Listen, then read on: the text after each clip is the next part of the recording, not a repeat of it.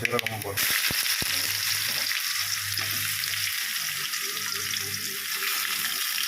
அதுக்கு லைட்டாக மஞ்சள் தூள் போடணும்.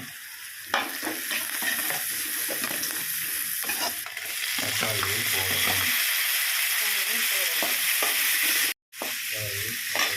நல்லா கிண்டவும் பேஸ்ட்டை போடவும்.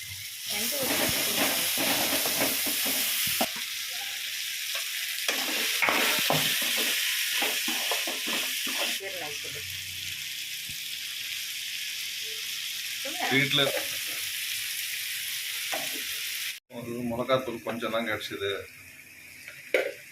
கொஞ்சோண்டு போட்டு கலக்கவும், கொண்டே இருக்கவும்.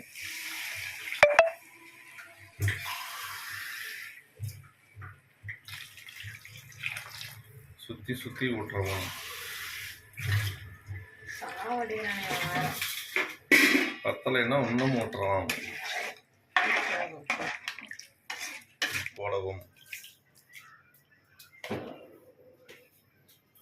நல்லா கொதி வந்து பொழுது முட்டை உடைத்து ஊற்றப்படுகிறார்கள். 4 பேர் தான் இருக்கிறோம், ஆனால் 5 முட்டை உடத்துறாங்க. பார்த்தோம்னா முட்டை ஓடையும் அதில் போட்டு எடுக்கும்.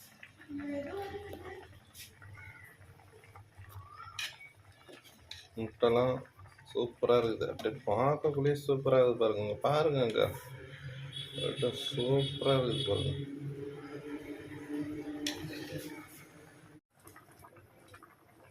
அப்படி போடணும். கொத்தமல்லி கருவேப்பிலை போட்டு மனைவி கையால் கிண்டி விட்டு